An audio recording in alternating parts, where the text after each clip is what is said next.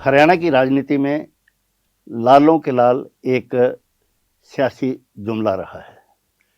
जाहिर है कि हरियाणा की राजनीति में 3 शख्स ऐसे हुए जिनके नाम के पीछे लाल लगता था। उनके सुपुत्र जब राजनीति में आए तो यह शब्द प्रचलित हो गया, लालों के लाल एक पर्यायवाची शब्द बन गया उनके लिए। लेकिन एक ऐसी शख्सियत भी हुई है जो ना तो लालों के लाल कहलाई, हालांकि वो अपने राजनीति के में अपने पिता की, अपने दादा की सियासत को आगे बढ़ाते हुए चल रहे हैं, लेकिन ना उनके पिता के नाम के पीछे लाल था, ना उनको भी कोई लाल का आक्षेप उन पे नहीं लगता है। मेरी मुराद है चौधरी भूपिंदर सिंह हुड्डा, जो हरियाणा के पूर्व मुख्यमंत्री रहे, विधायक दल के नेता रहे और आज भी कांग्रेस के दिग्गज नेता है। आज उनसे हम बातचीत करेंगे। मैं नरेश कौशल, संपादक दैनिक ट्रिब्यून, उस शख्सियत को लेकर आपको उनसे रूबरू कराने के लिए हाजिर हूँ। तो हुड्डा साहब, स्वागत है आपका। धन्यवाद। आप हमारे एक थोड़ा सी बोल कहने पर आप दिल्ली से चलकर आए हैं, तो आपका हार्दिक स्वागत है हमारे स्टूडियो में। धन्यवाद। टूर में तो कई दफ़ा आया हूँ। पहले इंग्लिश का डिजिटल था, वो शुरुआत हुई थी। जी जी जी, वो दिन में आया था। आज ने कहा आप हमारे पुराने मित्र हैं। जी जी, तभी कहते हैं।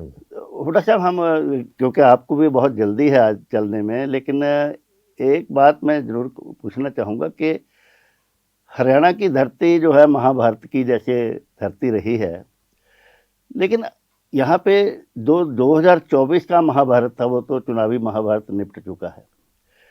लेकिन आपकी पार्टी को शायद, या आपकी पार्टी के में कुछ लोगों को, नेताओं को या कोई घटकों को महाभारत का शायद कुछ चाव रहता है और पार्टी के भीतर घात या आपस में टकराव की महाभारत कभी खत्म नहीं होती है।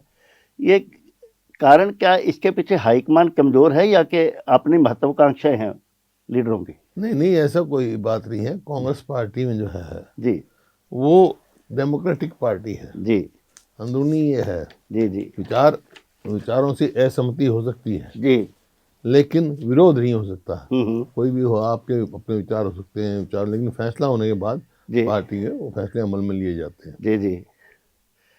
तो मतलब विचारों का मतभेद हो सकता, मनभेद नहीं है हमारी पार्टी में। लेकिन चौधरी साहब, एक बात तो है ना कि देखिए, मैं जैसे महाभारत का जिक्र किया है, और महाभारत तो नहीं कहेंगे, विधानसभा के अंदर तो देखिए जंग होती है, आपस में तकरार भी होते हैं, दो पार्टियों का शक्ति परीक्षण भी होते हैं, वहाँ भी सेनापति की जरूरत होती है। लेकिन 3.5 महीने का वक्त लगभग गुजर चुका है और वहाँ पे आपका विधायक दल का अभी तक नेता तय नहीं हो पाया। इसका कारण क्या आप समझते हैं कि हाईकमांड ने रोक रखा है या कि आप लोगों का? हमने रोक रखा, हमने तो प्रस्ताव करके दे रखा है। जी जी, लेकिन पहले महाराष्ट्र के इलेक्शन आ गए, अब दिल्ली के चुनाव आ गए, जी और ये हरियाणा के नहीं, सारे प्रदेशों का रुका हुआ है। जी, अब दिल्ली के चुनाव के बाद फैसला लेंगे, पार्टी जो भी फैसला लेगी। लेकिन चौधरी साहब, एक फैसला तो आपका विधायक दल ने तो ये किया था, एक लाइन का फैसला ये करके दिया है हाईकमान को। हाँ, कि जो हाईकमान कहे तो उसको नेता चुन लिया जाए। तो नेता चुनने में हाईकमान ने इतना वक्त लगा रही नहीं, है। हाईकमांड पे ही छोड़ा था फैसला। जी जी, हाईकमांड पे छोड़ा था। जो हमारे आए थे अध्यक्ष, तब उन्होंने सबसे अलग अलग बात करी सारे विधायकों से। जी जी, फिर अब हाईकमांड से बात करेंगे। जी। लेकिन ऐसा आक्षेप कहिए या आशंका कहिए, लोगों में चर्चा रहती है कि हाईकमान आपकी जो शक्ति है, सभी जानते हैं कि विधायक दल में आपका वर्चस्व है, अधिकतर विधायक आपके समर्थक हैं। अगर हाईकमान किसी को नॉमिनेट करती भी है, किसी का नाम लाती है, तो ये उनको कहीं ऐसा डर तो नहीं कि आप यहाँ पे बीटो कर देंगे कि यहाँ पे चुनाव करवाया जाए? नहीं, मैं तो कांग्रेस चुनाव नहीं, आपका हक तो है चुनाव करवाना। ऐसा है, कांग्रेस का जी हूँ। जी, पार्टी जो भी फैसला करेगी जी वो उस पर लागू करेंगे हम। जी जी, कोई मेरे को कोई ये विधायक दल के नेता ही थोड़ा ही, मैं तो मुख्यमंत्री रह लिया, कितनी बार रह लिया। पार्टी मजबूत करने की बात करेंगे। जी जी जी। तो जैसे जब आप ये इलेक्शन होना था, उससे पहले बहुत अच्छी आपकी जो लोगों में चर्चा थी, आशाएं थी, पार्टी को भी, लोगों में भी चर्चा थी कि आपकी पार्टी बहुत अच्छी 60-70 सीटें जीतने की स्थिति में है। ऐसा क्या कारण हुआ कि पार्टी जो है 37 सीटों पर निपट के रहेगी? देखिए उसके कई कारण हैं और पार्टी एग्जामिन भी कर रही है, आप देख रहे हैं। उन्हें कमेटी भी बनाई है, ईवीएम को भी वो इलेक्शन कमीशन की उस पर भी है जी उसका भी रोल है। बाकी जो है वोट परसेंटेज हमारी तकरीबन बराबर है, जी जितनी बीजेपी को मिली है उतनी हमारे को मिली है, 0.5% का फर्क है। जी और आमतौर पर पिछले 5 रिजल्ट देखो आप, जी तो आमतौर पे उसी पार्टी की सरकार बनी है जो पोस्टल बैलेट में जीता है। जी पोस्टल में हम 90 में से 74 में जीते हैं, जी। मशीन में 37 में जीते हैं। तो लेकिन जब भारतीय जनता पार्टी हारती है वो तो कभी मशीन पे ऐसा दोष लगाती नहीं है। दोष मैं बता रहा हूँ, मैं 74 जीते हैं पोस्टल बैलेट, आप पिछले 5 रिजल्ट निकाल के देख लो। जी आमतौर पे सरकार उसी पार्टी की बनती है जी जो postal ballot by and large जो जी। पोस्टल बैलेट जीते। जी 74 में हम 90 में से 74 में जीते हैं पोस्टल बैलेट में। हम्म, भाई वोट तो देने वाले वही है ना, वो बैलेट की गिनती, इसी वास्ते हम डिमांड कर रहे हैं भाई चुनाव बैलेट पे होना चाहिए, फेयरनेस होनी चाहिए।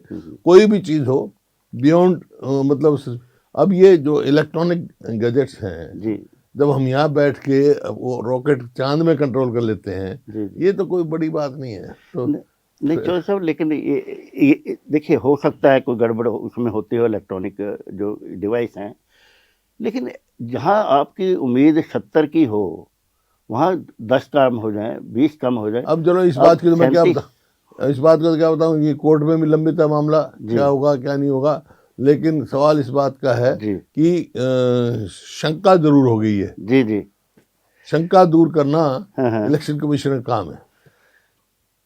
एक चौधरी साहब ये आरोप अक्सर लगता रहा है कि आप जो हैं जाट आरक्षण का आपने मुद्दा पहले जब आप चीफ मिनिस्टर रहे हैं, जाट आरक्षण की बात तभी से उठी थी, लेकिन ना तो वो जाट आरक्षण हो पाया, उल्टा ऐसा कुछ इम्प्रेशन बनता जा रहा है कि आपने कांग्रेस का लोकदलीकरण कर दिया। तो आप लोगों ने बनाया हुआ है लोकदली। मैं तो कांग्रेसी हूँ, मैं तो कांग्रेसी हूँ, मेरी चौथी पीढ़ी 4 पीरियड कांग्रेस में है। जी जात पात में यकीन नहीं रखते हम। जी जी अगर कोई आरक्षण दिया तो सबको दिया है, जी उसमें ब्राह्मणों को भी दिया है जिनका आरक्षण नहीं था, जी उसमें बैकवर्ड क्लासेस को भी दिया है, सबको दिया हमने आरक्षण। जी जी जो दिया था हमारा आरक्षण दिया हुआ। और वही नीति भाजपा ने सेंटर में करी है, जी समझे ना। वो सबसे पहला हमारा प्रदेश था, मेरे समय में बात हुई जब वो आरक्षण दिया गया। लेकिन चौधरी साहब एक बात तो देखो, ये चर्चा रहती है कि जो आपके पार्टी का हाथ में आपके कमान थी इलेक्शन की, आपकी पार्टी के जो लोग थे मुखर ज़्यादा थे बोलने में, और ऐसा कुछ जो बीजेपी ने उसका ये लाभ उठाया कि जिस तरह से वो वोकल थे आपके लोग, उनमें जाट, उन्होंने उनको याद करवाया वही आरक्षण का भूत था। इनका अपने अचीवमेंट है नहीं, 10 साल इनकी सरकार हो गई, हाँ जी अपने अचीवमेंट नहीं बताते जी जो बातें नहीं है वो बातें गिनाते हैं। जी मीडिया इनके उसमें है, आप जो है वही लिखोगे जो ये कहेंगे। मैं कहूँगा वो बहुत कम लिखते हो आप। इसमें नहीं, मेरा तजुर्बा है भाई, देखो इसमें कोई बात नहीं, जी मैं कोई दोष नहीं दे रहा, लेकिन एक ट्रेंड चला हुआ है मीडिया का। जी अब उसका मेरे पास कोई इलाज नहीं, लेकिन जी कोई भी जी आरक्षण वाक्षण का कोई मुद्दा था नहीं, हाँ सबको दिया था हमने, जी और वो केंद्र सरकार ने भी अडॉप्ट कर लिया। जी। फिर क्या हुआ भाई। लेकिन ये उठाए अपनी अचीवमेंट बताए। देखो कोई भी हो, सरकार जैसे हम हैं अपनी अचीवमेंट बता सकते हैं, भाई 10 साल मैंने किया, ये 10 साल में इन्होंने किया क्या ये बता दे, जी तो मैं कहूँगा हाँ भाई जो अच्छा काम करें किया होगा, मैं जरूर कहूँगा भाई इन्होंने अच्छा किया। तो अपनी अचीवमेंट बताने की बजाय दूसरे पे दोष, निराधार दोष लगाना, ये अपना मांगते हैं, क्योंकि इनकी अपनी खुद की कुछ भी प्राप्ति नहीं है, कोई भी अचीवमेंट नहीं है। नहीं, उनका ये कहना है कि देखो जो सिटिंग गेटिंग का आपने फैसला लिया था कि जो सिटिंग वाले पहले से एमएलए रहे हैं उनको टिकटें मिलेंगी, और आपको ज़्यादा अधिकार भी दिया गया टिकटें देने का। नहीं, मेरे पास कोई अधिकार नहीं था जी। अधिकार ये सेंट्रल इलेक्शन कमेटी का था, उसने फैसले किए सारे जी। सब ने अपनी अपनी बात कही जी, हमने कही। हाँ, सिटिंग गेटिंग का मैं समर्थक था कि उन 3 बार विधायक चुने हुए थे, उनकी टिकट आप कैसे काटोगे जी? उनसे बेटर कोई कैंडिडेट था नहीं, जहाँ बेटर दिखाई वहाँ किया भी हमने। तो ये बात है। नहीं, जैसे शैलजा भी टिकट की दावेदार थी, कहा जाता है कि आप पर आरोप लगाया जाता है कि आप शैलजा का जो टिकट उसको नहीं जो मिल पाया है उसमें आपने रुकावट। नहीं, मैंने किसी को विरोध नहीं किया जी। मैंने भी किसी का विरोध नहीं किया। और एक दूसरी बात ये भी कही जाती है कि ये आप लोगों की कहानी गढ़ी हुई है कौशल साहब, अखबारों की कहानी गढ़ी हुई है, कोई विरोध का कोई मतलब ही नहीं। भाई पैनल बनता है जी, सेंट्रल इलेक्शन कमेटी में जाता है, जी, जी, वो डिस्कस करते हैं, जी, जी, अब हम जिसकी जो बात हो उसको फैसला कर लेते हैं। जी, जी। इसमें विरोधाभास की क्या बात है? अगर आपकी पार्टी मेजोरिटी में आ जाती हाँ, तो क्या आप चीफ मिनिस्टर खुद बनना पसंद करते या कि जैसी कि चर्चा है कि आप दीपेंद्र हुड्डा को अपनी जगह पे मुख्यमंत्री बनाएं? ये देखो, ये आपकी कड़ी हुई गानियां है ना। दीपेंद्र हुड्डा पार्लियामेंट में है, जी, जब मैं चुनाव लड़ रहा हूँ तो क्या मतलब उसका? जी, वो तो जो विधायक दल जो फैसला करते, जो हाईकमांड करी, वो बनता चीफ मिनिस्टर। जी, जी, मैं तो कभी नहीं कहा मैं बनूंगा, ये कौन बनेगा? जी। लेकिन एक बात तो देखिए, ये आप चर्चा हमारे पे चाहे दोष जो मर्जी दोषारोपण दोष नहीं, करें, असलियत बता रहा हूँ मैं, दोष नहीं देता। लेकिन टिकट मेरे को दोष दोष दोष देने की आदत नहीं है, हाँ, लेकिन असलियत है। जो इस बात का कोई आधार नहीं है वो अखबारों में छपता है। क्यों? आपने अपने अखबार बेचने हैं, अपने अखबार चलाने हैं, अपनी खबरें चलानी हैं। हाँ, नहीं अखबार तो हमने चलाने हैं, लेकिन ये जो आप उसमें मिर्च मसाला नहीं लगेगा तो आपके अखबार नहीं चलो हम मिर्च मसाले वाली बात नहीं करते, हम ये बात करते हैं कि तर्क संगत बात करते हैं हाँ, तर्क संगत कि करो। 37 विधायकों के इतना नीचे आ जाना, तो आप क्या समझते हैं कि आपको SC other than Jat communities, क्या आपको लगता है कि आपको सारे वोट जो है एससी और बीसी एक के मेरे को बताइए, 39.5 वोट मिली हुई है परसेंट हमारे को, 39% एससी की? है? नहीं, टोटल जितनी टोटल की तो ठीक है जी, मैं टोटल फिर कहाँ से होगी इतनी वोट? बगैर एससी के, बगैर दूसरी कम्युनिटी के कहाँ से होगी? जी, आप कहोगे शहर में रोहतक हम जीते हैं, जी, जी, झज्जर हम जीते हैं, अंबाला हम जीते हैं, जी, जी, कुरुक्षेत्र हम जीते हैं, जी, जी, सिरसा हम जीते हैं। अब पता नहीं आपको कहाँ से ये आ रहे हैं, ये आपके आंकड़े कहाँ से आ रहे हैं? भाई आप एक बात बताओ, जब एससी वोट शेड्यूल कास्ट जितने हमारे रिजर्व बूथ हैं, जी, जी, उनमें भी हम जीते हैं जी, बातों में। लेकिन एक चर्चा आप बताओ, 39.5 और बीजेपी की भी उतनी है, जी, सिर्फ 0.5%, उनका भी 39.9% होंगी। जी, तो भाई इतने क्या हो गया? उनको कौन सी और वोट नहीं मिली क्या? सबको सबकी वोट मिली है।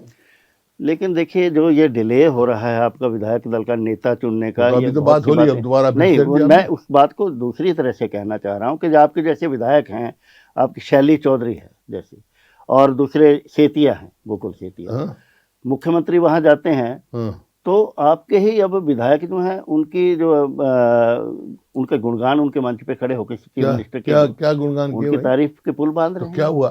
तो इसका मुख्यमंत्री उनके हल्के में गए, काम लेना होगा, तो ये सरकार काम तो करती नहीं है। जी, तो मतलब आपका कहना है कि वो कोई ऐसा आपके पार्टी में कोई आपस में विद्रोह नहीं, कोई विरोध कोई नहीं। नहीं।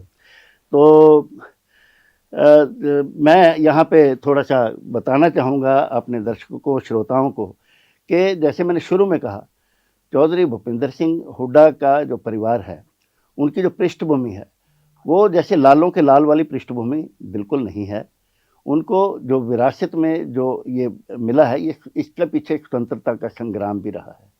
चौधरी भूपेंद्र सिंह हुड्डा के पिताश्री चौधरी रणबीर सिंह, वो संविधान निर्मात्री सभा के सदस्य ही नहीं रहे, बल्कि जॉइंट पंजाब, हरियाणा विधानसभा, राज्यसभा, लोकसभा सहित कम से कम, जहाँ तक मेरा ध्यान जाता है, 7 सदनों के वो जो हैं वो सदस्य रह चुके हैं। और दुनिया में कोई नहीं, ये बता रहा हूँ जी, हिंदुस्तान का छोड़ो, दुनिया में कोई व्यक्ति 7 सदनों का सदस्य नहीं रहा है। जी, जी, नहीं देखिए, अब आप नाराज हो रहे थे, चलो थोड़ा सा मुझे लगा कि आप परेशान। नहीं, मैं नाराज नहीं होता। मैं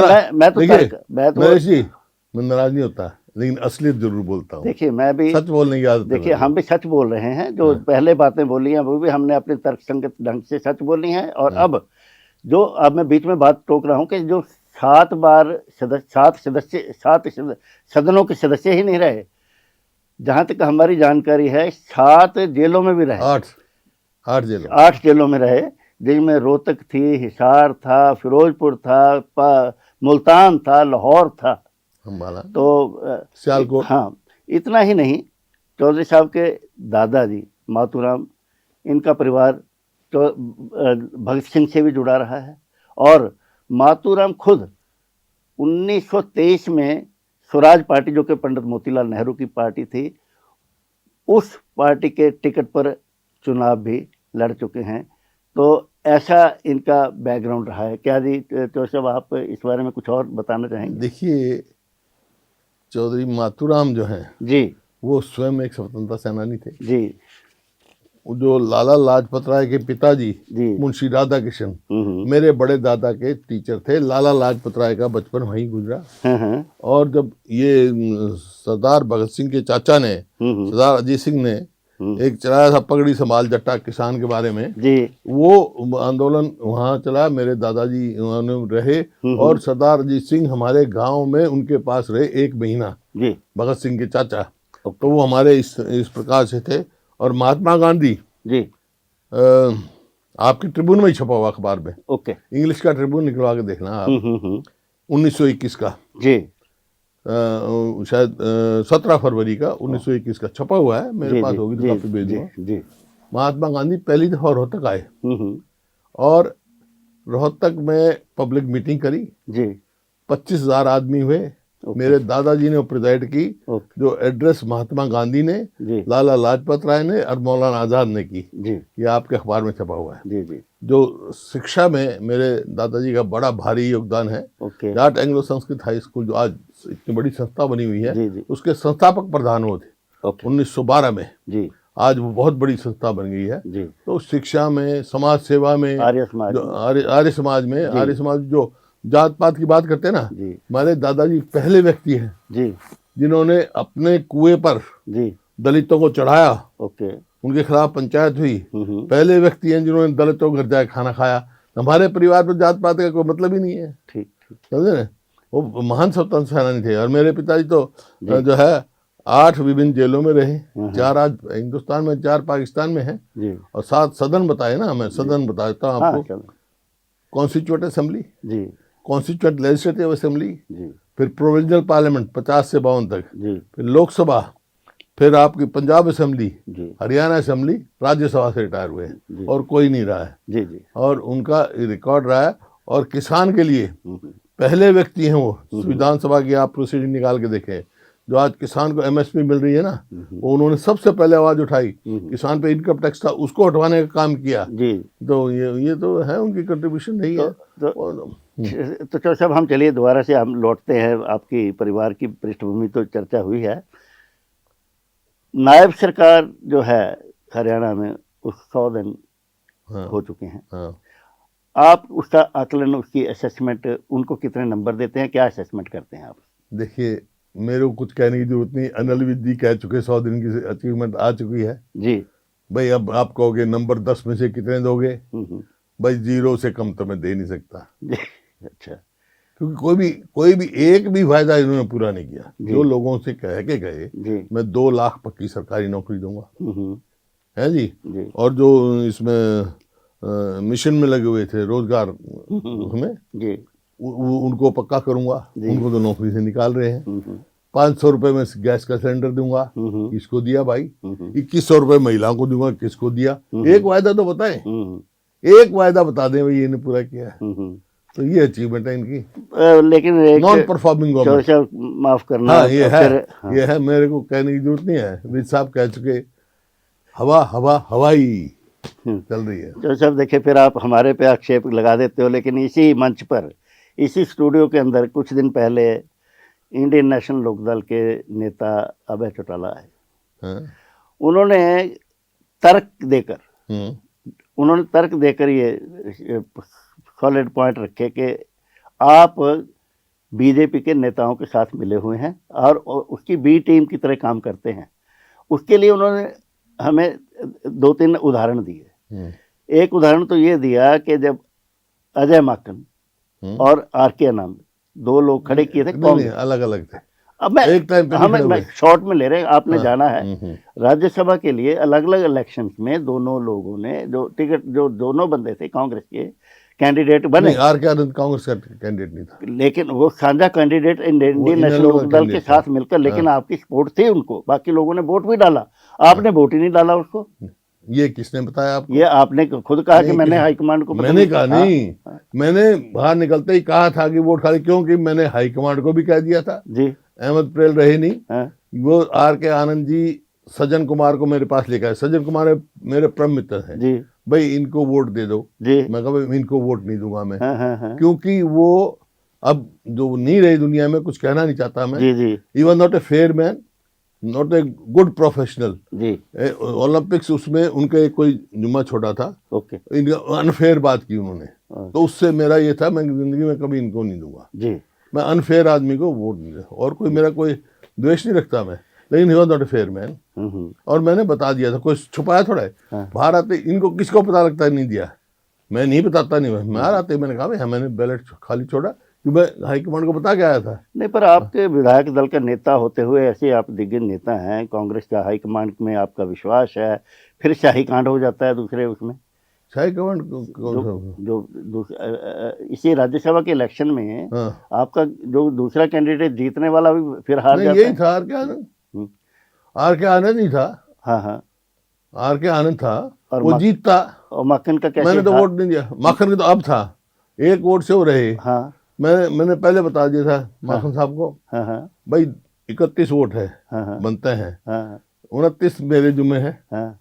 2 आप देखो, तो आपको दो आप देखो। अब तो आप क्लियर बता सकते हैं वो कौन थे दो। देखो माखन अब साहब तो जो कांग्रेस छोड़ के बता चुके, वो हैं? खुद ही छोड़ के नाम कांग्रेस। लेने में क्या दिक्कत नहीं, मैं नाम लेने का नहीं, एक तो कुलदीप सिंह कांग्रेस छोड़ गए, जी, एक किरण कांग्रेस छोड़ गई, जी। 2 विधायक थे। अच्छा, ठीक है, ठीक फिर इसमें नाम लेने की क्या जरूरत है? अ, ये किसने वोट नहीं दी है, जी ये फैसला माखन साहब ने देखा, उनका ही एजेंट बैठा था वहाँ, जी समझे नहीं, मेरा तो कोई था नहीं, मैं तो वोट जी, देख नहीं जी, था। जी, जी, उन्हीं ने उसके वो करी, उन्होंने वही इस कंक्लूजन में पहुंचे किसने वोट नहीं दी। जी जी। अभय चौटाला ने लॉजिक के साथ उन्होंने उनका लॉजिक था, मैं अपना नहीं कह रहा हूँ, उन लॉजिक दिया कि आप भारतीय जनता पार्टी की बी टीम है। देखिए जी सबको मालूम है, ये भी रहे विपक्ष में, ये भी रहे, सदैव बी टीम का काम इन्होंने किया। जी बी रहे, चाहे राष्ट्रपति का इलेक्शन हो, चाहे राज्यसभा का हो, सब इन्होंने जी बीजेपी का साथ दिया।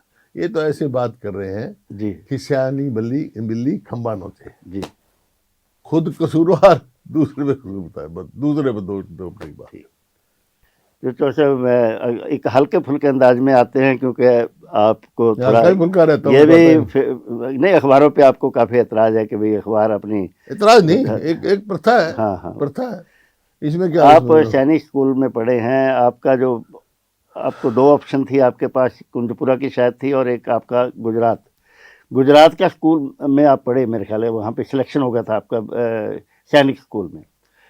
और इसको हल्के फुल्के ही अंदाज में मैं कह रहा हूँ इसलिए क्योंकि आप खुद भी कहते हो कि मोदी और अमित शाह एक लगाव होता है ना, जैसे स्टेट में आप रहे, बचपन में रहे वहाँ पे, वो आप मित्र हैं आपके, ऐसा? नहीं, मैं गुजरात में था। हाँ। जब तो मैं जानता नहीं था, क्योंकि मैं गुजरात में थोड़े दिन के लिए रहा, पहले वहाँ हुआ, फिर मैं कुंजपुरा आ गया था। जी जी, सैनिक स्कूल कुंजपुरा आ गया। जी जी। बाकी ये तो राजनीतिक भाषा है, नहीं भाई हमारी जो है जी, जो आपका ये सोचो, कांग्रेस की अपनी नीतियां हैं, जी जी, उनकी अपनी नीतियां हैं, जी, वो जी। मैं कांग्रेस में हूँ, वो दूसरी पार्टी में है, मैं दुश्मन किसी को बताता ही नहीं। जी जी। आप मेरे खिलाफ कितने लिख लोगे, हाँ हाँ। फिर भी मैं कहूँ नरेश जी मेरे दोस्त हैं। नहीं, ये तो खैर आपकी ये तो आपकी खूबी है। एक नेचर की बात। नहीं, फिर भी देखिए इस बात में भी आप लोगों को इतराज हो गया, कमाल की बात है। देखो 3 केस आप पे, जब आप सरकार में थे तो भारतीय जनता पार्टी बड़ा खुल के आरोप लगाती थी कि जो आपके 3 केस में मानेसर वाला, और एक जो 2 केस आपके दूसरे थे एजेएल, और एक तीसरा केस और था आपको तीसरा केस पंचकुला अलॉटमेंट है, नेशनल हेराल्ड वाला। नेशनल एजेएल वही है। हाँ। तो इतने बड़े बड़े केस होने के बावजूद भी आप तो खुलेआम घूम रहे हो, कोई आपको रोक टोक नहीं। तो कोर्ट के उससे घूम रहा हूँ मैं जी। कोर्ट में जमानत ले रखी है, इन्होंने तो कोई कमी नहीं छोड़ी जी, क्योंकि उनका आधार कोई नहीं है जी, केस का कोई आधार नहीं है जी, आप एक बताओ। मैं अब क्योंकि वो सब जुडिस है जी, उसके बारे में चर्चा नहीं करता। जी, झूठे केस ज्यादा दिन नहीं चलते हैं, जी, राजनीति से प्रेरित कोई केस हो वो ज्यादा दिन नहीं चलते हैं। जी, अगर कोई ऐसा होता तब तक मैं यहाँ बाहर होता, है ही नहीं कुछ। एक प्रतिशोध में आके केस रजिस्टर किए गए। 3 ऐसी रोचक घटनाएं, अब मैं राजनीति में नहीं जा रहा, हाँ 3 ऐसी रोचक घटनाएं आपकी लाइफ के अंदर हुई हैं हाँ जिसकी आप कई बार चर्चा भी करते हैं। मैं चाहता हूं कि आपके हमारे चैनल के माध्यम से आप यहाँ पे बताएं। मेरा ख्याल है ये बात है 1998 के इलेक्शन की शायद बात है। आप कोई अपने इलेक्शन के लिए जा रहे थे, भाटोल गांव का कोई व्यक्ति मिला रास्ते में आपको, उसने आपको बताया कुछ भी इतने से जीतोगे या कम मार्जिन से, कुछ ऐसा हुआ था कुछ? नहीं ऐसा है जी, बालोट गांव के थे वो, बालोट। अच्छा और फ्रीडम फाइटर थे। अच्छा जी। वो भी मेरे फादर के साथ जेल में रहे जी उनकी बीवी भी जेल में थी जी। और बच्चा भी उनका जेल में पैदा हुआ था। ओके ओके तो वो बहुत बड़े आदमी थे, ओके बहुत बुजुर्ग थे, जी। मतलब हमारा बड़ा परिवार से। तो जैसे मैं निकल रहा था चुनाव के लिए जी। तो गाड़ी रोकी उन्होंने, हाँ हाँ हाथ देकर मैं उतरा, मैंने नमस्कार ताऊ जी, उनको नमस्ते करी। बोला बेटा बात सुनो। जी। हाँ जी। बोला मेरे को सपना कभी झूठा नहीं आया है। अच्छा मैं अच्छा जी। बोला मेरे को सपना आया है, हाँ जीत तो तेरी है जी। पर थोड़ी वोटों से है, कोशिश कर ले। अच्छा तो मैं 3000 कुछ से जीता था। जी जब काउंटिंग चल रही थी जी जी तो कहीं किसी बूथ पे जीत रहा था, किसी पे हार था, उस बैलेट की गिनतियां थी, जी कहीं हार रहा था कहीं जीत रहा था। जी जी तो उस टाइम मेरे को उनके जी बात याद आ रही जी। थी। मैं दूसरी 2 रोचक जो किस्से हैं इनके, वो पूछने से पहले मैं अपने दर्शकों श्रोताओं को ये भी बताना चाहूँगा कि चौधरी साहब को जायंट किलर भी कहा जाता रहा है। Deputy prime minister Chaudhary Devi Lal को इन्होंने अपने ही रोहतक क्षेत्र में 3 बार 3 बार शिकस्त दी और खुद आप 4 बार संसद के जो है सदस्य भी रह चुके हैं। तो चौधरी, मैं दूसरी बात पे आता हूँ। वो तो बड़ी ही अजीब घटना है, जैसे जादूगरी वाली घटना है वो, कि आप अपने इलेक्शन था तब भी चौधरी देवीलाल के ही खिलाफ था मेरे ख्याल में। आप अपने बेडरूम थे, रात का समय था। पहले वाला 96 का था। हाँ पहले 96 का था, ये 98 की बात 98 का जो मैं अब कर रहा हूँ। लैंडलाइन फोन था आपका। हाँ नहीं आपको एक फोन आया, वो किस्सा बताइए। वो तो देखो जी, पोलिंग और काउंटिंग में काफी दिन का अंतर था जी। तो मैं अपने कमरे में लेटा हुआ था जी। सुबह का टाइम था। ओके। मेरी वाइफ भी मेरे कमरे में बैठी थी जी। तो टेलीफोन आया उनका। जी। बोला, मैंने उनसे पूछा, उन्होंने मेरा पूछा कौन बोल, मैं भूपेंद्र बोल रहा हूँ। मैं कहा आप कौन बोल रहे हैं? बोला मैं करनाल से बोल रहा हूँ। जी जी। नाम नहीं बताया उन्होंने। बोला कोई नंबर बताओ आप, अपने नंबर। तो उस टाइम क्या था, हमारा टेलीफोन नंबर भी 2283 था। जी जी। मेरी गाड़ी का भी नंबर ऐसे ही था जी। तो वैसे ही मेरे मुंह से निकल गया 383। अच्छा, आपने कहा? हाँ वैसे कहा मैंने 383 नंबर। वो पूछ रहे थे मेरे नंबर जी। तो वो इतना कह के अच्छा बेटा इतने से जीतोगे, टेलीफोन काट दिया। कौन थे कहाँ से थे मेरे को नहीं पता। हालांकि मैं तो आर्य समाज की चीजों में यकीन नहीं करता, नहीं हुआ है। मैं आप 383 से जीते? हाँ 383 से जीते मैं। आप ये फोन पे जो कहा। हाँ। अच्छा, तीसरी बात जो है वो तो आपने खुद भी कई बार जिक्र भी किया है कि अपना जीवन में ही बदल गया आपका, जो आप हरिद्वार गए। हाँ। और गंगा जो वहाँ पे आप गंगा की जो एक अलग से जो उसमें आप पीली नदी तो उसके बाद आप में क्या चेंज महसूस किया अपने जीवन में? देखिए, वो तो वही एहसास कर सकता है जो मौत को करीब से देखा। जी जी। मतलब मेरा एक कजन तो मिला ही नहीं मेरे को। जी जी। हाँ राजेंद्र। और राजेंद्र हमारा मित्र था जी वो। हाँ। मैं तो बिल्कुल नीचे चला गया था। जी जी। और ऊपर से ये कह गया था, हे भगवान सबका भला कर। ओके। और जब ऊपर से नीचे तक गया, सेकंडों की बात होती है जी।